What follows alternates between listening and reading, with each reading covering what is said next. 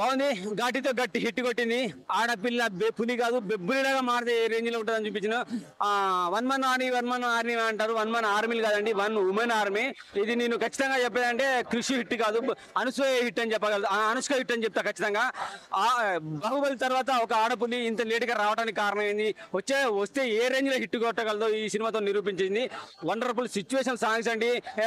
Romance ఉంది అంటారు. Romantic interval before ఉంటుంది. ఒక పల్లెటూరు వాతావరణంలో బావ మరదల మధ్య ఉండే జస్ట్ రొమాన్స్ సరదాగా సరసంగా ఉంటుంది, అంతేగాని వల్గర్ గా ఉండండి. వండర్ఫుల్ గా అనిపించేస్తుంది. ప్రతి సాంగ్ సిచ్యువేషన్ బీజం ఖతర్నాక్ అనిపించేస్తుంది. కొన్ని సన్నివేశాలు చూస్తుంటే పుష్ప రెండు సన్నివేశాలు కనిపిస్తాయి. అంటే ఫోటోగ్రఫీ ప్రొడక్షన్ వాల్యూస్ అంతా బాగున్నాయి అనమాట. ఆ ఘాట్ రోడ్లు చూపించే విధానం కానీ, ఆ పల్లె అడవి ప్రకృతి కొండలు చూపించే మస్తు అనిపించేస్తుంది. చాలా రోజుల తర్వాత అడవిని చూడటం, ఆ ప్రకృతిని చూడడం వండర్ఫుల్ గా అనిపించేస్తుంది. సూపర్ గా ఉన్నది.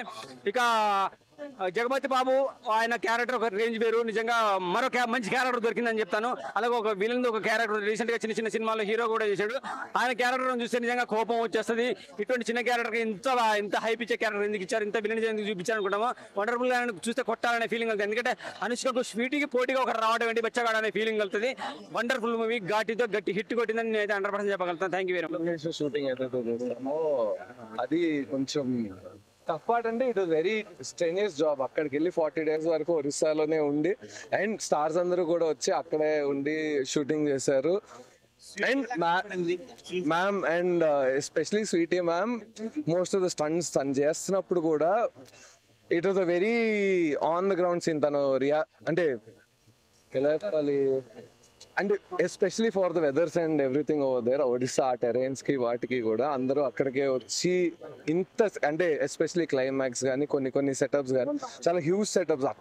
ఇక్కడలాగా అందరూ దొరకరు, అంటే ఆర్టిస్ట్ దొరకరు, లైక్ ఎవ్రీ అదర్ రిసోర్సెస్ దొరకవు వెంటనే. బట్ ఇప్పుడు పబ్లిక్ రియాక్షన్ చూస్తే మీకు ఎలా, మీ ఫీలింగ్ ఎలా?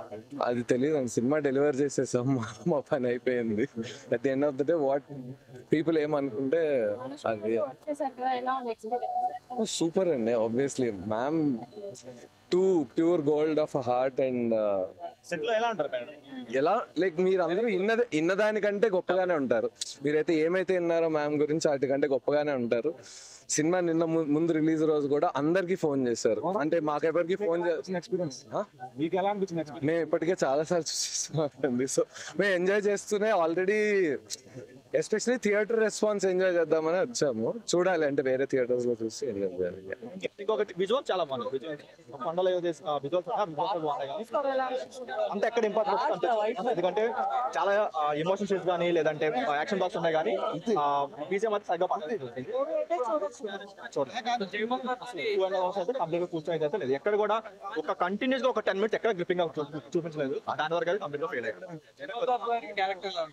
అండ్ రెగ్యులర్ క్యారెక్టర్ కాకపోతే చాలా రోజులు మంచి క్యారెక్టర్ పడింది. దానికి రెగ్యులర్ క్యారెక్టర్ అనేది మంచిగా ఉంటుంది. ఇంట్రెస్టింగ్ అయితే అనిపించలేదు. కంటిన్యూస్ గా 10 minutes ఎక్కడ కూడా గ్రిప్పింగ్ అయితే పెట్టలేదు అనిపించింది. ఓవరాల్ గా అయితే ఒబిలే యావరేజ్ కంప్లీట్ గా. క్రిష్ గారు ఎక్కడ కూడా ఆయన ప్రీవియస్ మూవీస్ కంపేర్ చేసుకుంటే అలాంటి స్క్రిప్ట్ అయితే ఇక్కడ ఎక్కడ కనిపించలేదు. 2 ఇవ్వచ్చు. అది కూడా ఆవిడ కష్టం గురించి, సెకండ్ హాఫ్ విజువల్స్ గురించి. క్రిష్ గారికి అయితే ఘాటి అయితే నాకు సెకండ్ హాఫ్ వర్త్ అనిపించింది, కానీ ఫస్ట్ హాఫ్ కొంచెం బోరింగ్ అని అనిపించింది అన్న. ఫస్ట్ హాఫ్ అంటే స్టోరీ స్క్రీన్ ప్లే ఇంకా గ్రిప్పింగ్ ఉంటే ఇంకా బిగ్గెస్ట్ బ్లాక్ బస్టర్ కింద ఉంది.